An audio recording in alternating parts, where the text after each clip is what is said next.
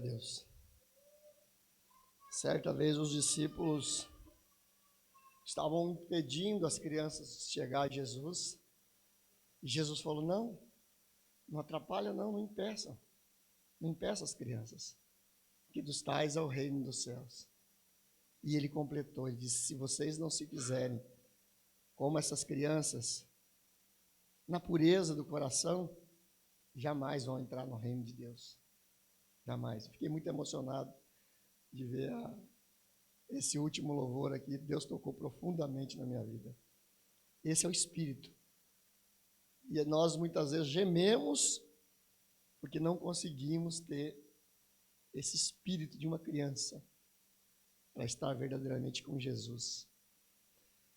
Queria que você abrisse sua Bíblia em Lucas, capítulo 18. Palavra que Deus tem colocado no meu coração. Já há alguns dias eu venho meditando nesta palavra. Queria compartilhar com a igreja, com quem estiver acompanhando, nos acompanhando pela internet, pelo YouTube. Preguei esta palavra semana passada, domingo à noite, na igreja de Extrema.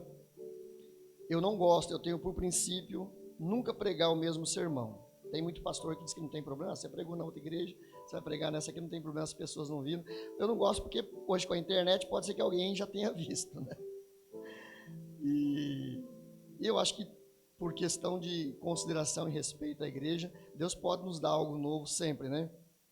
Mas por conta das atividades dessa semana, que foi muito corrido, eu olhei para o sermão na sexta-feira, Deus falou: melhora ele, dá uma melhorada nele, tem coisa que você pode melhorar para levar para a igreja.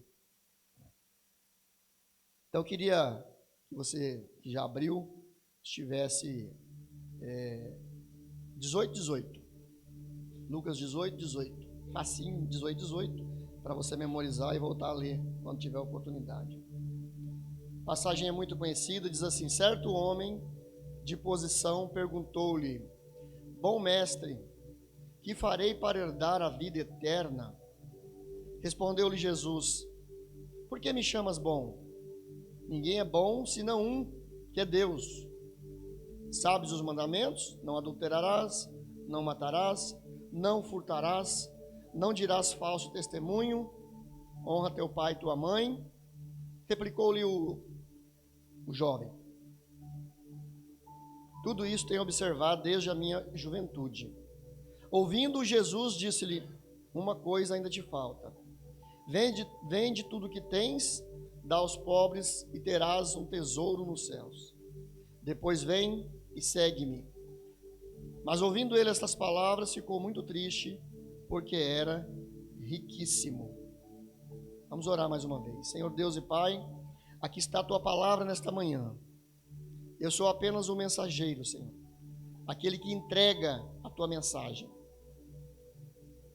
Mas como mensageiro eu oro ao Senhor que esta mensagem entregue nesta manhã, não só nos corações aqui presentes fisicamente, mas aqueles que estão vendo agora, estão assistindo pelo YouTube, ou que ainda vão assistir por conta dos desdobramentos e da facilidade que tem hoje da internet, da repercussão da internet. Que esta palavra seja como flecha, Senhor. Que essa palavra seja como flecha para atingir os corações necessitados, os corações tristes, os corações duvidosos, os corações que não te conhecem e precisam te conhecer, Senhor. Que o teu Espírito Santo leve agora esta palavra como flecha, onde quer que for, onde quer que esteja essa pessoa que o Senhor queira alcançar, ou essas pessoas. Que não seja eu, que toda a humanidade, tudo e qualquer coisa que as pessoas possam ver em mim agora, saia de cena, porque eu não sou nada, só sou o mensageiro. E o que importa é a tua palavra nesta manhã. Assim eu oro com temor do Senhor e a reverência necessária, em nome de Jesus Cristo. Amém. Deus me chamou a atenção para alguns aspectos dessa passagem do jovem rico. Essa passagem, esse texto, essa pregação, ela tem como tema para ser perfeito existe um padrão. Deus requer de nós perfeição. E para ser perfeito existe um padrão. Aquele jovem rico chega até Jesus, confrontando Jesus. Mas o que ele queria de Jesus? O que ele buscava? Uma pessoa riquíssima, como diz o texto, e geralmente as pessoas que são ricas, elas acreditam que já têm tudo, que já possuem tudo. No entanto, muitas vezes alguma coisa incomoda por alguma coisa que ela não tem ainda. E esse encontro desse jovem com Jesus era a busca por esse algo que o incomodava, que ele sabia que não tinha ainda. Aquele jovem, ele acreditava que pelo seu dinheiro, e consequentemente muitas vezes quem tem dinheiro tem status, tem poder, tem fama, na maioria das vezes. Quem tem dinheiro acredita que é livre, por conta da falsa liberdade que o dinheiro produz, que o dinheiro provoca. Mas na verdade nós vamos ver ao longo dessa exposição que aquele jovem na verdade estava preso. Ele estava preso em sua religiosidade, ele estava preso em sua intelectualidade e principalmente na sua vaidade e egoísmo. É assim. Quem olhava para aquele jovem famoso, importante, no Israel de 2000 anos atrás, via nele uma pessoa excelente, porque os ricos e os religiosos sempre foram alvo de adoração, de idolatria, está sempre no foco da exposição, e eu creio que aquele jovem não era diferente. Quem olhava para aquele jovem, diria que ele era uma pessoa excelente, nota 10, daria nota 10 para ele.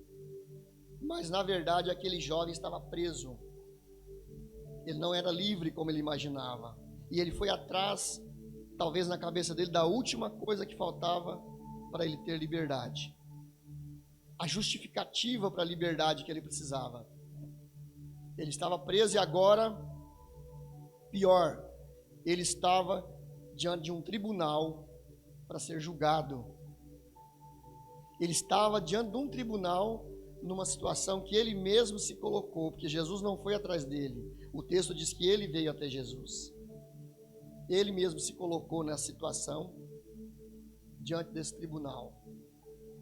Então nós vamos ver nessa manhã 4 motivos errados que levam muitas pessoas a procurar por Cristo. 4 motivos. O primeiro motivo que impulsionou esse jovem foi a curiosidade. Quando ele chega e diz, a abordagem dele para com Jesus já é uma abordagem no mínimo duvidosa, no mínimo estranho. Bom mestre. Ao que Jesus, entendendo a sua abordagem, Jesus já replica, alto lá, bom só tem um que é Deus. Jesus já entendeu qual que era a intenção dele, o que ele vinha procurar com Jesus. Esse evangelho da curiosidade é a marca do evangelho sem compromisso. É a marca do evangelho que nós vivemos em nossos dias. Um evangelho sem compromisso. Tudo trafega no campo da curiosidade pelas informações. Talvez na linguagem dos jovens, esse evangelho é o evangelho do ficante.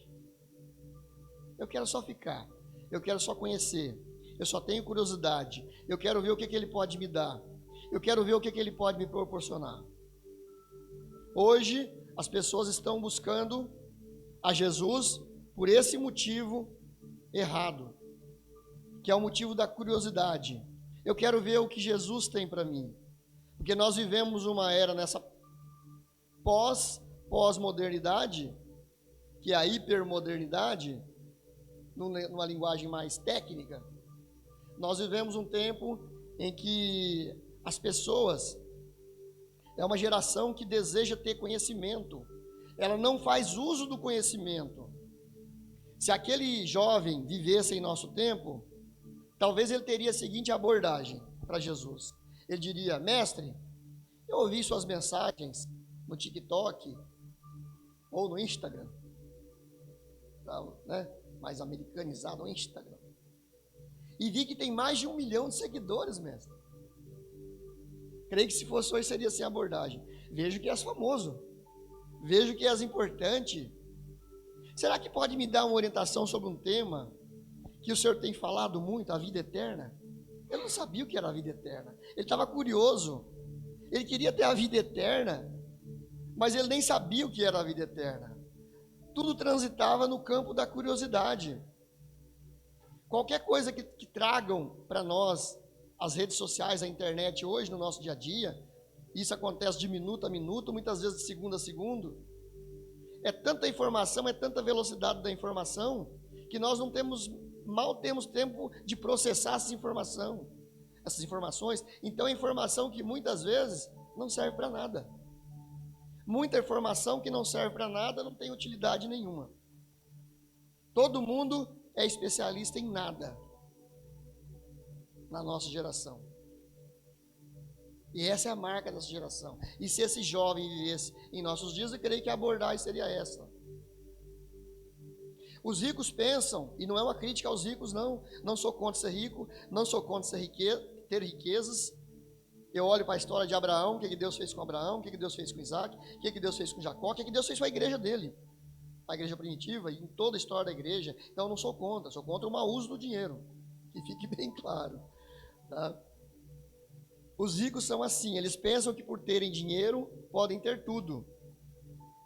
Então tentam se aproximar de todo mundo que está no auge da fama para tirar algum proveito ou tomar controle da situação. Quem já foi muito rico aqui, ou já esteve próximo de pessoas muito ricas, vai saber que os ricos fazem as suas festas, eles se juntam entre si, mas cada um deles estão ali com um propósito. Eles não vão que nem pó vai em festa aleatoriamente para comer, né? Para pegar lá um salgadinho, um churrasco. Não, o rico não, ele vai cada um com um propósito, ele sabe com quem ele vai conversar e o que ele vai tentar tirar daquela pessoa. Ou uma informação, fazer um negócio. Então o rico ele tem. Por quê? Porque ele acredita que pelo dinheiro e pelo poder dele, ele pode tomar controle da situação. É o que esse jovem estava tentando fazer com Jesus. Estava tentando usar Jesus para tomar o controle de uma situação.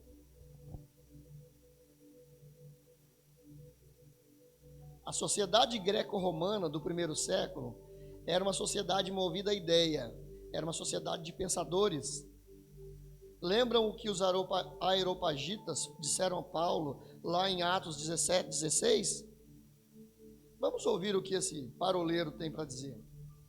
Paulo foi pregar lá no Areópago, em Atenas, e eles se juntaram ali. Vamos ver o que esse paroleiro tem para dizer. E a Bíblia completa diz: porque os areopagitas não se ocupavam de outra coisa, senão ficar cuidando da vida alheia, atrás de conversa e fofoca. Porque pensadores é isso, fica pensando, e muitas vezes o pensamento não leva a nada, a lugar nenhum, prático.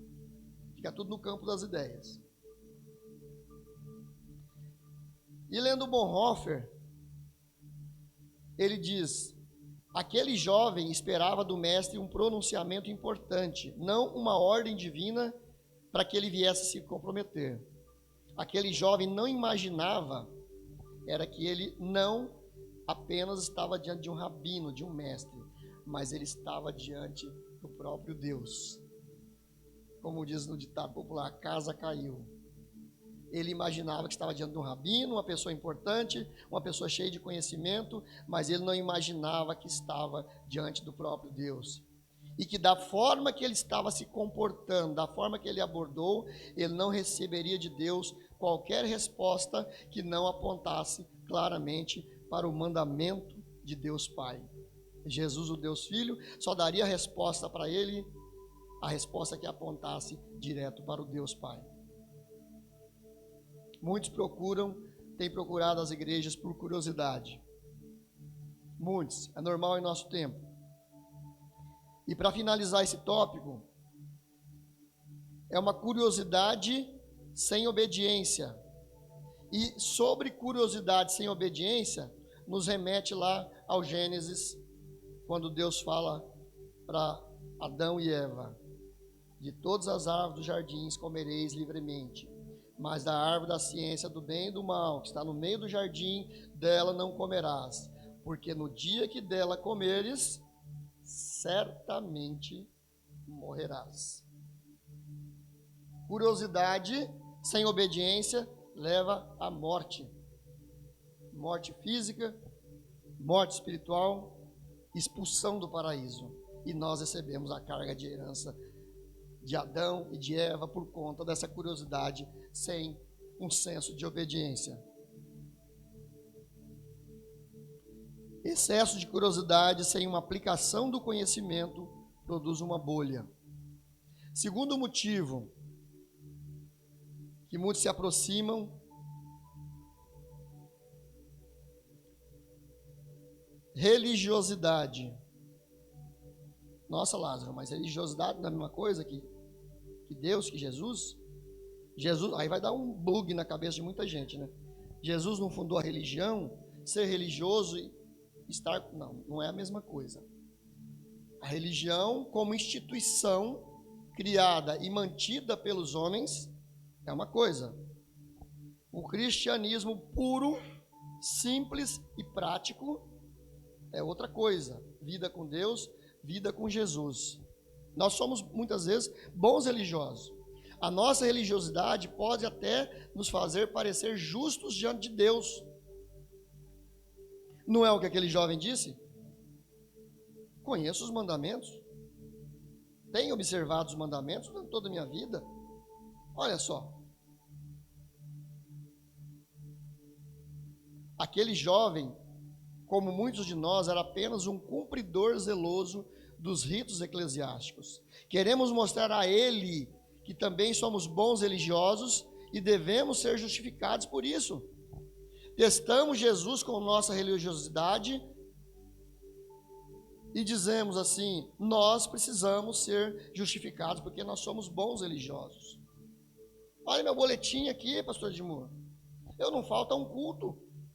Sou o primeiro a chegar, muitas vezes abro a igreja. Sou ministro de louvor dessa igreja, dedico horas por semana ensaiando para trazer o melhor louvor para a igreja. Dou bom testemunho com os meus vizinhos, dou bom testemunho no meu trabalho.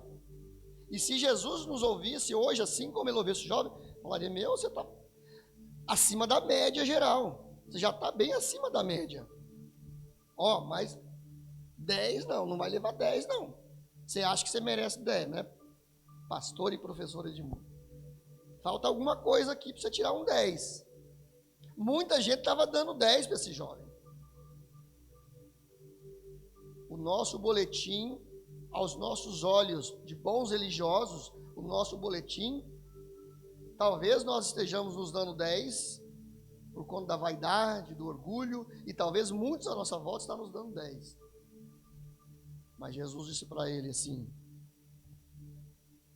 Jesus diz no texto, Jesus o amou por causa da sua sinceridade do coração no tocante à sua religiosidade. A nossa religiosidade mostra que temos boas intenções, mas não nos pode dar o que há de melhor, a salvação. A nossa religiosidade pode nos dar coisas boas. Tem tantas religiões no mundo. Algumas religiões, elas sentam na prática das boas ações. Não vou dizer nome, porque pessoas vão assistir. Essas práticas das boas ações, mesmo quando vividas sinceramente pelo coração delas. E eu creio que cada uma dessas pessoas, elas fazem isso de sinceridade de coração. Não pode levar ninguém para o céu. Não pode proporcionar a perfeição cristã. Não pode proporcionar a salvação. E é isso que muitas vezes Satanás faz. Ele cria religiões, ele coloca o engano da religião para desviar o verdadeiro foco da salvação, que é a cruz. que é Jesus, que é obediência aos mandamentos, que é vida com Deus, que é não só receber, mas zelar e cuidar. Por isso Paulo vai dizer o seguinte: operai a vossa salvação. Operar o que é um processo. A salvação nos é dada gratuitamente por Deus, no momento que confessamos Jesus como único e suficiente Salvador. E é aí que residem muitos erros teológicos doutrinários. A aceitação e a confissão constituem o primeiro passo. Existe um processo que o crente precisa desenvolver até alcançar a perfeição. O que temos para nos justificar diante de Deus e o que temos para oferecer. E aí eu me lembrei, quando escrevi esse texto do apóstolo Paulo, falando aos Filipenses, capítulo 3, de 8 a 14, quando os Filipenses, quando ele começa a dizer o seguinte: vós sois religiosos, eu muito mais. Vós sois só isso, aquilo, eu sou muito mais. E ele vira e fala: eu sou hebreu de hebreus, circuncidado ao 8º dia, da tribo de Benjamim, da linhagem de Israel. Quanto à lei, fui fariseu. Fariseu era o religioso mais excelente da época. Perseguidor da igreja, por conta do zelo que eu tinha no meu coração pela minha religião, do farisaísmo. E ele pega o seu currículo e mostra aqui, ó. Vocês acham que vocês são grande coisa? Eu sou muito mais que vocês. Ele fala: mas tudo isso não vale nada. Reputei por perda. E tem uma versão que diz: eu considerei como esterco. A versão revista e corrigida, a primeira versão revista e corrigida, ela diz: eu considero por esterco. Eles mudaram, que acho que foi um termo muito pesado, deram uma mudadinha aqui em outras traduções, né? Fala: agora eu reputei por perda, reputei por nada, por amor a Cristo. Então Paulo vai dizer: pega o teu currículo, que é uma beleza, sabe o que você faz com ele? Rasga. O jovem conhecia os mandamentos, mas não conseguia satisfazer-se com eles. Desejava ir além. Se ele diz que conhecia os mandamentos e fora interrogar Jesus a respeito da salvação, é porque ele sabia que o conhecimento e a prática dos mandamentos não levaria à salvação. No fundo, ele tinha essa desconfiança. Nesse momento, o jovem nem vê os mandamentos que ele cita. Ele só vê a si mesmo, a sua vaidade e as suas riquezas. Ele não estava nem olhando. Ele citou de forma automática. Quando Jesus perguntou, ele deu uma resposta automática.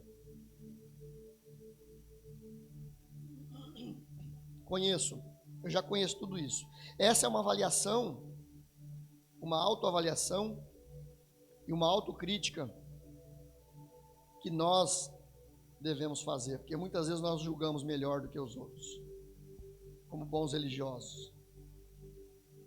Cristianismo, amados, é autoavaliação constante, é autocrítica constante.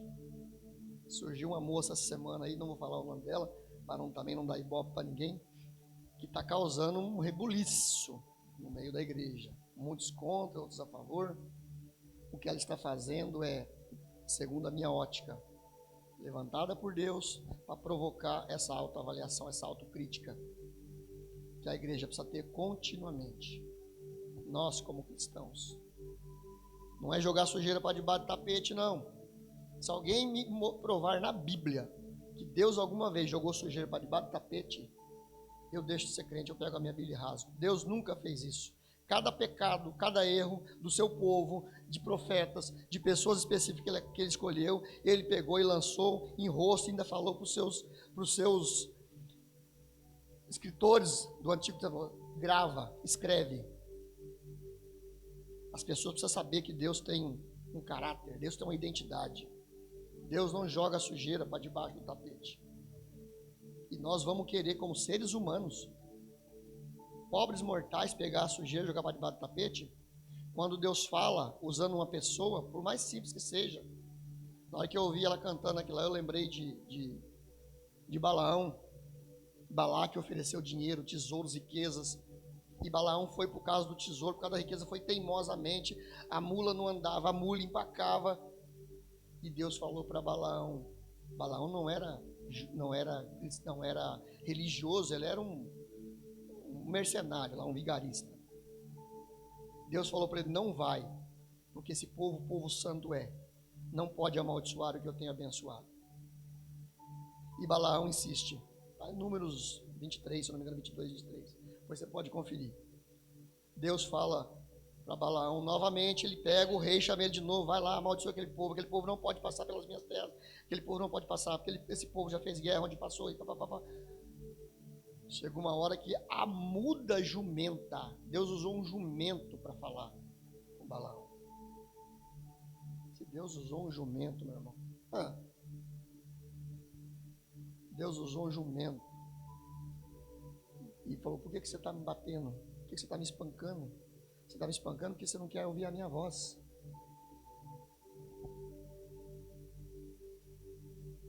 Excesso de religiosidade gera presunção, vaidade e arrogância.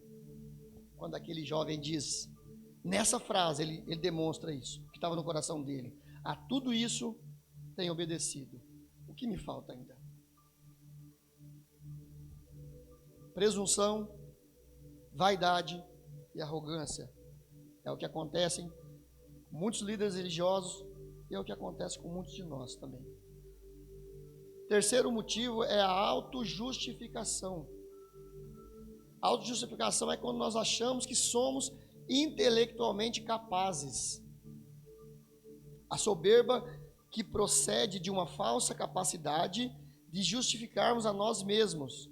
Queremos mostrar que temos condições de argumentar com Jesus no mesmo nível. Não existe argumentos possíveis quando Jesus nos chama para a perfeição.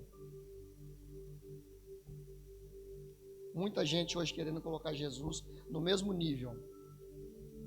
Esse é o pior erro, quando nós acreditamos que podemos nivelar. Na verdade, nós não vamos subir, né? Nós sempre queremos fazer Jesus descer. E queremos nivelar Jesus por baixo. E eu orava essa semana, como o próprio apóstolo Paulo fala aos Gálatas, não me lembro agora o versículo, mas está em Gálatas, quando ele fala: vocês, cada vez que vocês pecam, cada vez que vocês fazem isso, vocês estão me expondo ao vitupério. E Paulo fala: vocês crucificam Cristo novamente. Jesus está dizendo todo dia: vocês estão me crucificando de novo. Eu já fui crucificado, já morri, já paguei por tudo. Já me furaram um lado, já me meteram uma coroa de espinho, já me deram chibatadas. Cada vez que a igreja testemunha contra o próprio Cristo, está expondo Cristo novamente ao vitupério, à vergonha e à crucificação. A igreja está crucificando Cristo todos os dias.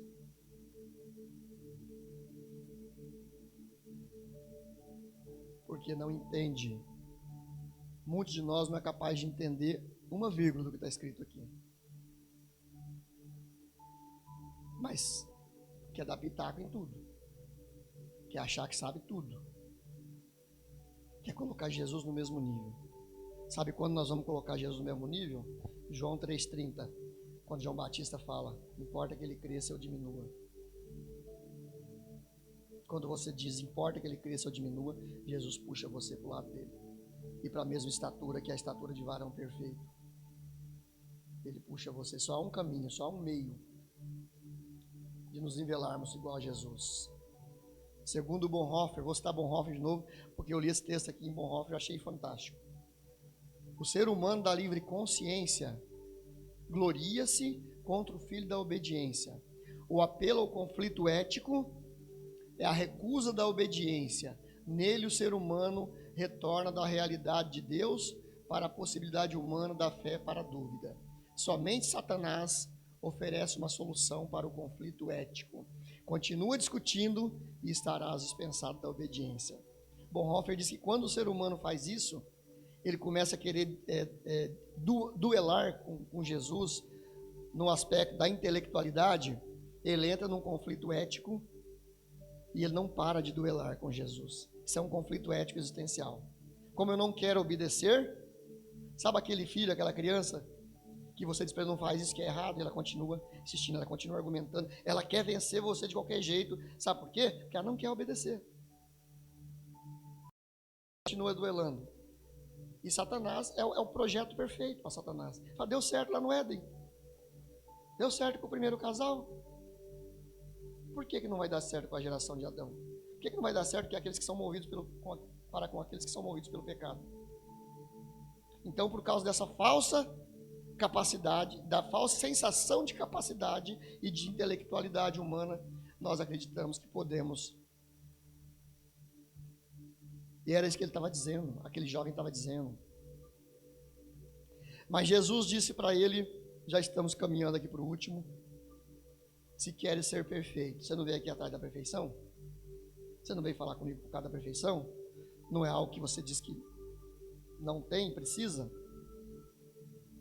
Se queres ser perfeito, vai, vende tudo o que tens, dá aos pobres e segue-me, e terás um tesouro nos céus. Ouvindo isso, o jovem afastou-se triste, porque tinha muitas riquezas. A autojustificação produz um falso senso de capacidade, o que na verdade é o espírito da rebeldia.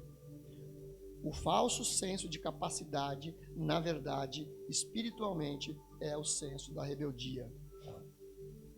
Quarto e último motivo: acreditar que as coisas desse mundo são iguais às do reino de Deus. Queremos a perfeição no mundo imperfeito. A perfeição de Cristo não é para este mundo, não é para ser vivida neste mundo. Por isso que na doutrina armínio-wesleyana da Igreja Nazareno, a última etapa é a glorificação. A glorificação vai ser quando nós formos arrebatados. Ninguém vai ver glorificação neste mundo. Não tem como. Quando Jesus ordena ao jovem rico que venda seus bens, quer mostrar que o chamado, gravem isso, o chamado não tem possibilidade de volta. O que Jesus estava fazendo com ele? Se ele deixa os bens dele, primeiro aperto ele volta. Eu tenho sempre para onde voltar, pô. Eu tenho minhas riquezas, eu tenho meus servos, eu tenho tudo a minha esperança. Não, não tem. Não tem. Quando Jesus chama Pedro, os primeiros discípulos, o texto diz: largando as redes imediatamente. Obediência. E eu gostei muito da ideia que Bonhoeffer fala, eu achava que era o contrário. Ele fala, a obediência precede a fé. Não é pela fé que você tem obediência. Primeiro você obedece. Você obedecendo, você exerce fé. A obediência. Quando ele chega lá para Pedro, Tiago, os pescadores lá, eles não sabiam que era Jesus. Eles não sabiam para onde iam. Eles não sabiam o que ia fazer, onde ia morar, o que ia comer, por onde que ia andar. Ninguém sabia. Então, que fé que eles poderiam exercer naquele momento? Nenhuma. Ao contrário disso, uma outra pessoa chegou para Jesus e falou: Senhor, eu te seguirei onde quer que fores. Ele falou assim: as aves do céu têm os seus ninhos, e as raposas têm os covis, mas o Filho do Homem não tem onde reclinar a cabeça. Essa é a proposta, não é, Rafael? Essa é a proposta. Não vou deixar a possibilidade de volta para você. Por que eu vou deixar? Eu chamei Mateus, Mateus imediatamente largou a coletoria. Eu creio, o texto não diz, mas eu creio que Mateus era tão rico quanto esse jovem, porque um coletor de impostos naquela época, eles trabalhavam a serviço de Roma, tirando o dinheiro dos judeus. Por isso eles eram odiados, desprezados, discriminados em Israel. Mateus era rico. Quando Jesus estava em Mateus, Mateus largou a alfândega, largou a coletoria imediatamente. O chamado não é uma aventura, é um complemento de alguma coisa que nos falta. O chamado é pessoal, único e irrevogável. Se amanhã ou depois tiver uma perseguição intensa aqui no Brasil, extrema, como em alguns lugares do mundo tem, você não pode nem abrir a boca, porque senão a lâmina come. Nós vamos saber quem é a igreja de Jesus.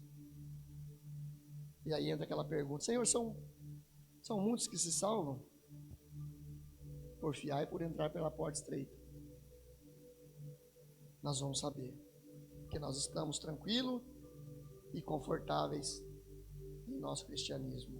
Muitas pessoas criticando aquela jovem, e eu cansei de dialogar com pessoas nas redes sociais essa semana a respeito disso. Não, porque o evangelho dela é um evangelho social, só foca no social, que ela está falando. O evangelho de Cristo, o centro do evangelho não é social. O centro, de fato, é a cruz, é o preço que Jesus pagou. Mas o evangelho não pode deixar de ser social.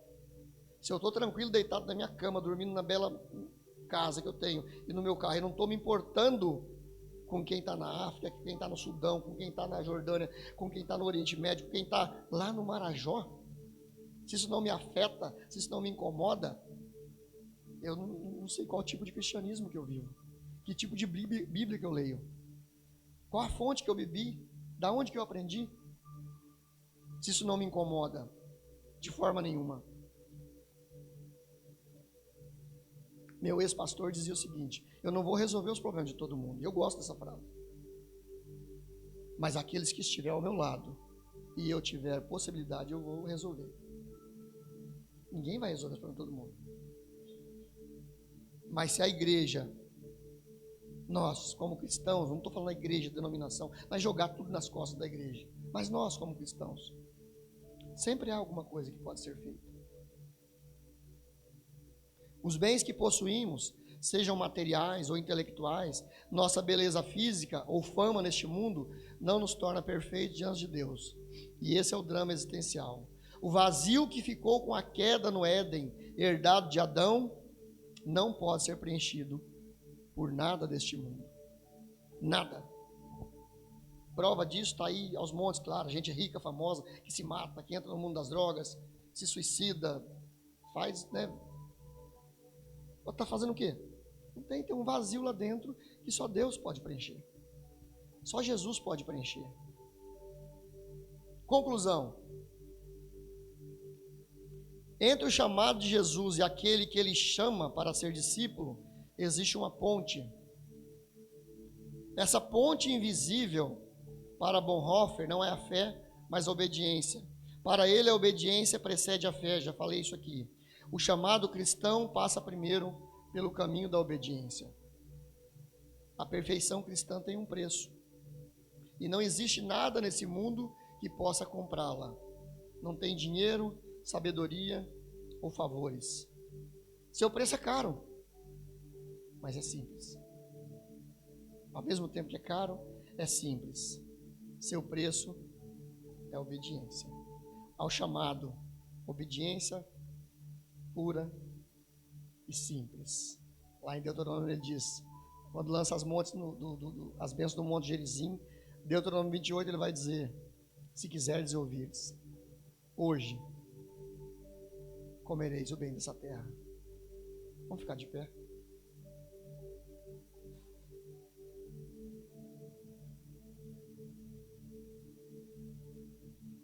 Senhor nosso Deus e Pai, te damos graças por essa igreja, Senhor.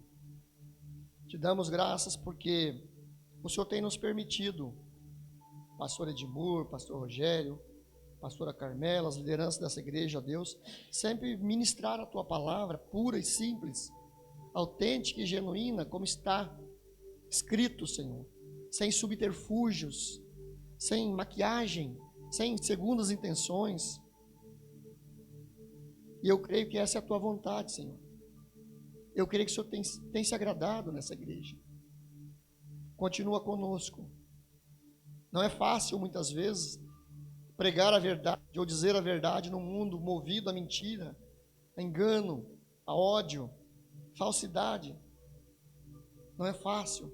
Mas eu ainda creio que o Teu Espírito, eu creio que o Senhor vela pela Tua palavra. Quando eu vi o vídeo da e-mail, o Senhor falou comigo, eu estou velando pela minha palavra. Eu estou cuidando da minha noiva. Eu estou zelando pela minha noiva. Eu não estou dormindo. Eu creio, Senhor. Eu creio que o Senhor tem levantado um povo aqui, um povo zeloso dessa palavra. Um povo que tem procurado, a cada dia lutado contra o pecado, com a ajuda do Senhor, com a ajuda do Espírito Santo. Lutado com as forças que tem, mas sobretudo com as forças do Senhor, para vencer o pecado, para ser não um evangelho social, mas o evangelho que o Senhor viveu nos dias, aquele evangelho onde o Senhor pegou o menino que tinha 3 pães e 2 peixes, 5 pães e 2 peixes, e mandou a multidão sentar. Isso não é evangelho social, isso é sentir as dores da humanidade, sentir a fome, sentir a miséria, sentir o frio. O Senhor ainda continua vivo, sentindo as misérias da humanidade. Então nós te agradecemos neste dia, nós te agradecemos nessa manhã. Continua conosco, continua com a tua igreja, continua dando os recursos necessários, recursos espirituais, emocionais, intelectuais, recursos materiais, para que essa igreja continue sendo um canal de bênçãos. Onde quer que ela está plantada, junto com cada missionário, em cada trabalho que ela tem feito, em cada obra, que o teu nome seja engrandecido, que o seu nome seja glorificado, Senhor, através da igreja do Nazareno Guanabara, através da vida do pastor Edmur, da sua família e todas as lideranças, Senhor. Assim eu oro nesta manhã e abençoo o teu povo, em nome de Jesus.